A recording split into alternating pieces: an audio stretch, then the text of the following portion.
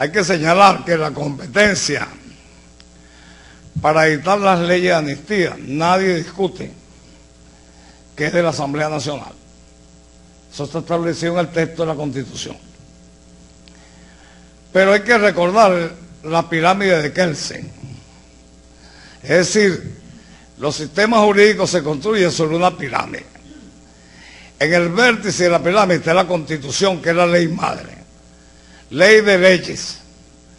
Después vienen las leyes orgánicas por jerarquía, las leyes ordinarias y las leyes especiales. Y por último, los reglamentos o providencias administrativas.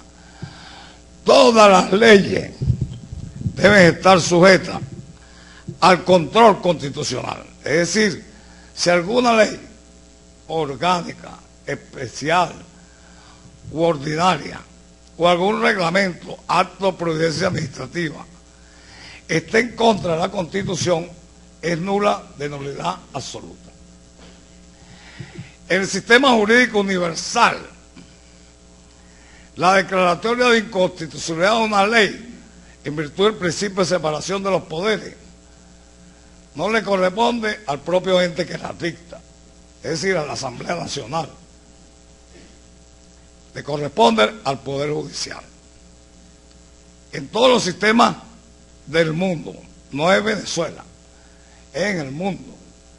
De tal manera que la Asamblea Nacional no es una asamblea constituyente, que tiene plena libertad y soberanía para decidir sobre los destinos de un país.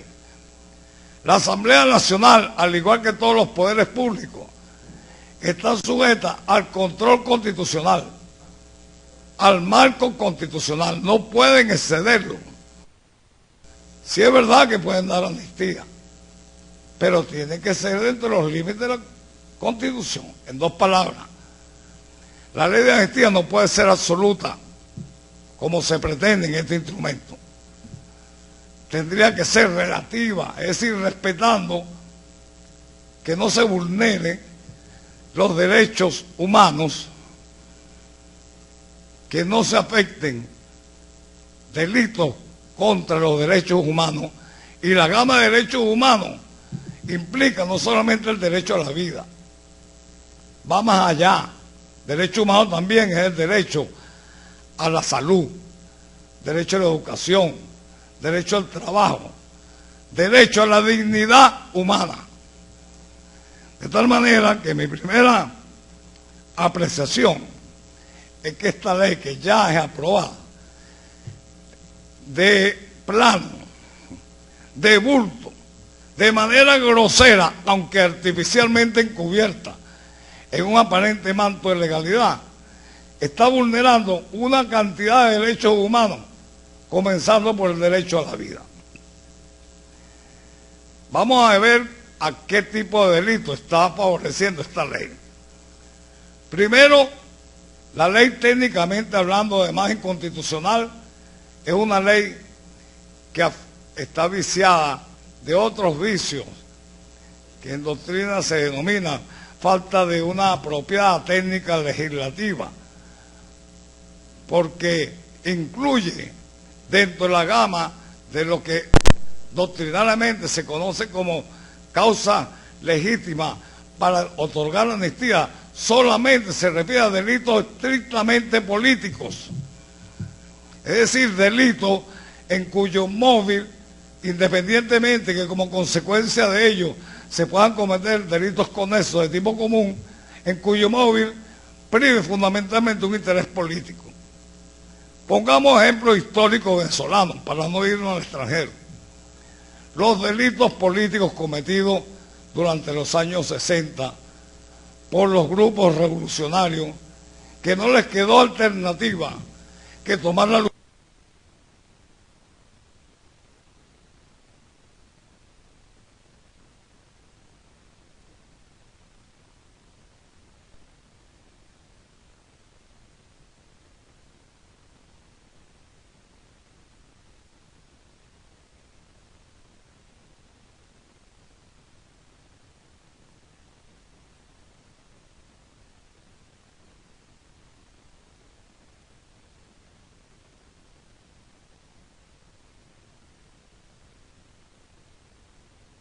allanamiento de las universidades, persecución de estudiantes. Eso sí era una verdadera represión discriminada. Y la respuesta fue la violencia popular. Estos grupos tuvieron el coraje de alzarse en armas y surgieron los movimientos revolucionarios, las guerrillas en Venezuela, y por vía de consecuencia se desató literalmente un enfrentamiento militar, en el campo militar, la lucha armada, con tortura, desaparecidos, violación flagrante de todos los derechos humanos, y esa insurrección armada fue derrotada militarmente. De tal manera que la pacificación que vino después fue consecuencia de una derrota militar.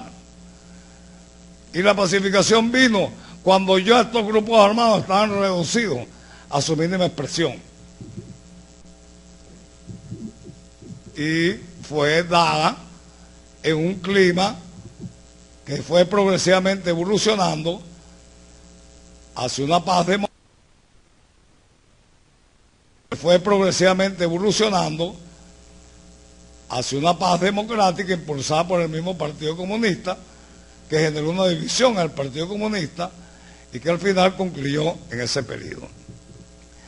De tal manera que en aquella oportunidad el móvil fue fundamentalmente político, altruista. En cambio, en este caso,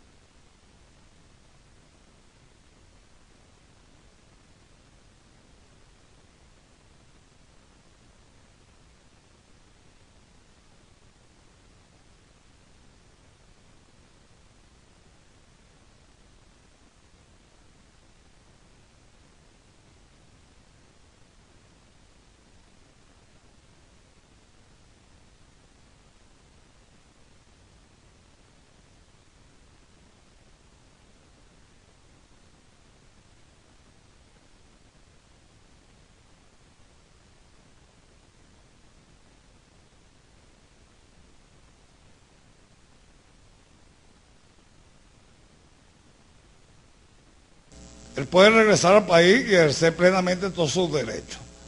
No pasó nada, pues. Actuaron según la ponencia que aprobó que el Tribunal Supremo de Justicia, del cual yo formaba parte, con una mayoría circunstancial manipulada fraudulentamente, donde yo fui excluido como juez natural por una recusación infundada, y así lograron la mayoría, porque sacaron a 2 de los magistrados que éramos más consecuentes con este proyecto constitucional, al doctor Juan Rafael Perdomo y a mi persona. Subieron a 2 suplentes de la oposición y lograron una sentencia favorable. Entonces los golpistas del 11 de abril, los militares golpistas, a todos los preñados compañeros, incluyendo Blanca Rosa, votaron favorablemente. Y, por supuesto, esa sentencia sí fue justa. Esa sentencia sí fue justa. Esa sentencia fue justa, ¿sabe por qué? Porque favoreció a los golpistas. Ahí el Tribunal Supremo de Justicia era transparente. Ahí el sistema de justicia no estaba secuestrado. Allá el derecho de disentir nunca fue perseguido. Es verdad que el presidente entonces dijo que esa sentencia era una plasta. Se quejó, se molestó, a lo mejor no con un lenguaje usual para un jefe de Estado, pero él era así. Esa es su forma de ser. Cada quien tiene su forma de ser. Lo cierto es que con esta ley se está perdonando para que amonestanga a los militares que participaron en el golpe de Estado. Pero también se está perdonando a todos los que pusieron bombas. Se llama terrorismo. Ya eso no es delito político. Contra las embajadas, los de la Plaza Altamira, los militares que ahí estuvieron instigando a una subversión del orden constitucional, que además mandaron a matar inocentes para crear un clima de ingobernabilidad. O sea, aquí estamos hablando que también se está afectando a un conjunto de víctimas que no fueron incluidas en el indulto del presidente Chávez.